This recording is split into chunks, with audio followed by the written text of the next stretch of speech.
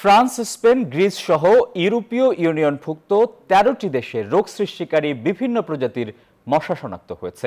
এতে ডেঙ্গু জ্বর, চিকুনগুনিয়া ও জিকার মতো রোগ দ্রুত ছড়াতে পারে বলে জানিয়েছেন বিশেষজ্ঞরা। এদিকে ভারতের পশ্চিমবঙ্গে আতঙ্ক ছড়াচ্ছে বার্ড ফ্লু।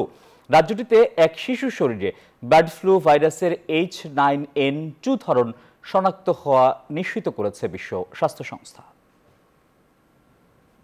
গেল ২ দশকে ইউরোপে বড় হুমকি হয়ে দেখা দিয়েছে মশা। বিশেষ করে বিশ্বে মশার সবচেয়ে আগ্রাসী প্রজাতি এডিস অ্যালবোপিক্টাস দক্ষিণ ইউরোপ থেকে এখন পুরো মহাদেশে ছড়িয়ে পড়ছে।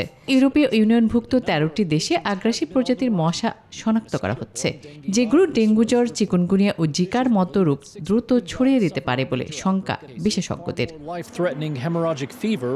আক্রান্তদের বেশিরভাগই ভ্রমণ করতে গিয়ে সংক্রমিত হন বলে ধারণা করা হচ্ছে।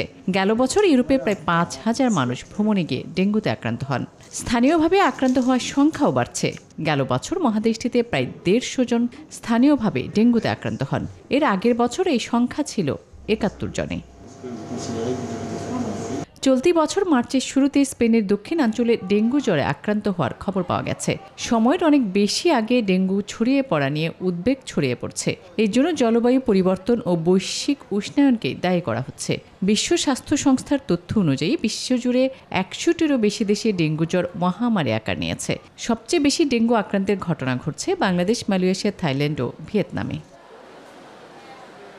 স্বস্তিতে নেই ভারতও। দেশটির পশ্চিমবঙ্গ রাজ্যে ৪ বছর বয়সী এক শিশুর শরীরে বার্ড ফ্লু ভাইরাসের H9N2 ধরন শনাক্ত হয়েছে। বিশ্ব স্বাস্থ্য সংস্থা এ তথ্য জানিয়েছে। বার্ড ফ্লু ভাইরাসের H9N2 ধরন শনাক্ত হওয়ার ঘটনা ভারতে এটা দ্বিতীয়। এর আগে ২০১৯ সালে দেশটিতে প্রথম মানব শরীরে ভাইরাসটির এ ধরন শনাক্ত হয়েছিল। আসমা তুলি, নিউজ 24।